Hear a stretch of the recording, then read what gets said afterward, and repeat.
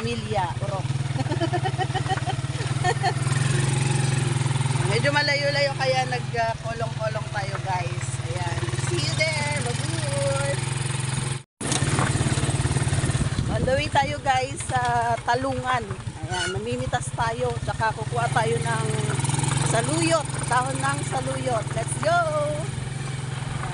Ito ang bukid dito sa amin. Malapit sa mga kabahayan.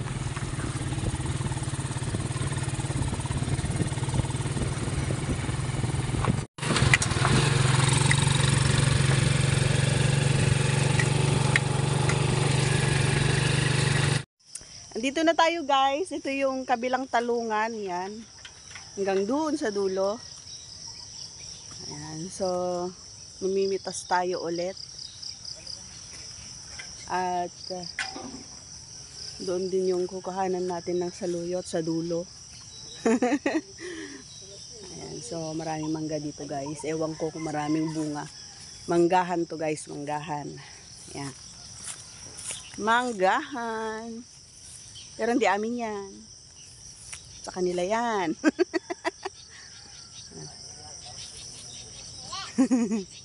Pag may bunga, amin siya.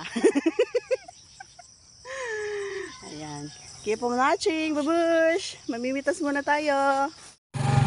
Uwi na tayo, guys. Tapos na ang pitasan. Let's go. Yan ang mga napitas natin. Ang dami. Alright, let's go. Uwian na. Uwian na para magbenta. Charot.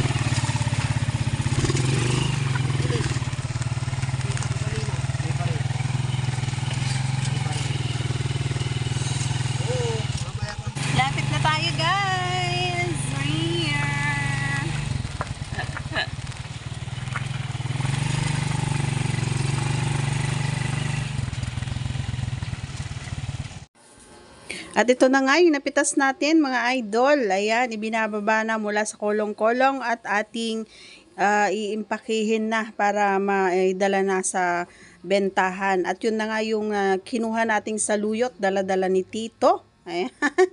Kanyang magpapakbet daw siya mga idol. Ayan. So, ayan na nga yung talong. Binababa pa yung iba. Medyo kaunti lang ang napitas natin. Ayan, siguro mga 6 na sako o 8. Ayan, so patuloy pa rin tayong manood mga idol. Ayan, habang ibinababa ang ating mga napitas na talong. At yun na nga, naghanda na tayo ng planggana na may tubig para dyan hugasan yung ating napitas na talong. Alright? At dahil hindi ako marunong mag-impake mga idol, ayun, si Ermat ang nag-impake. Namili na lang ako yung mga matitino na talong. Yun, hihiwalay kasi natin yung may butas, yung may sira at saka sa magandang talong para yun ang ilalagay doon sa supot. Alright. So meron dito yung talagang maganda at segunda. Yun yung isusupot natin kasi yun lang yung nababagay sa aking pag-iimpake. Ang pag-iimpake guys, para ka lang naglalaro, pipiliin mo lang yung maganda at saka yung may sira, ganun lang, tapos isusupot mo yung maganda, ganun lang. Habang nagsusupot, syempre, marites muna, ganyan. 'Di ba? Pag marami talaga kayong gumagawa or nagtatrabaho, tulong-tulong, mas mabilis talaga mga idol. As you can see, tulong-tulong kami. Isang buong pamilya. Ayan, tulong-tulong. Ayan, kaya napabilis yung trabaho namin. Hindi yung iisa lang yung gumagawa. Lahat talaga ay nagtatrabaho.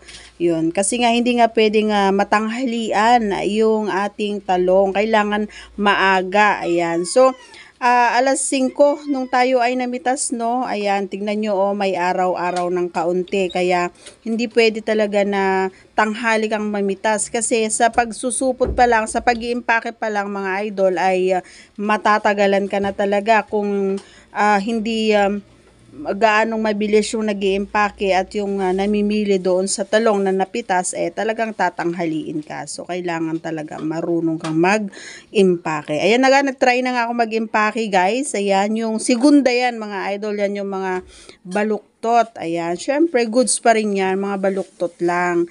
Yan yung hindi na kailangang pagandahin pa yung pag-iimpake. Basta pantay-pantay yung dulo at saka yung likuran niya. So, yan, pwedeng-pwede na ganyan lang ang style.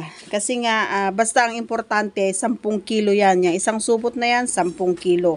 Basta, katulad nga ng sinabi ko, pare-pares yung sa dulo, pare-pares dun sa hindi pwedeng magbalibaliktad. Ayan. Ang mahalaga, hindi matutusok yung supot. Ayan. O, diba? Ang ganda, ang galing-galing ko. Pero segunda yan. Ayan. So, once again, please don't forget to subscribe mga idol. Ayan, sa ating mga channels and paki-follow na rin ang ating Facebook page. Ayan, kinikilo nga ni Tito yan. Yan yung goods na goods na inimpake ni Ermat. Ayan, yan yung mga hindi ko kayang impakehin kasi tingnan nyo, ang ganda, straight na straight talaga. Hindi ko kaya yan. Yun lang, hanggang segunda lang ako. Yan. Ako yan. Okay, habang papatapos na nga ang ating iniimpaking talong, ay syempre pahigop-higop na rin tayo ng kape dahil gutom na rin tayo. Alright, salamat sa mga patuloy na sumusuporta po ng ating channel. Thanks for watching, everyone. Ayan, tapos na ang ating pag-iimpake. At nakarami tayo. Thank you. God bless everyone. Bye-bye.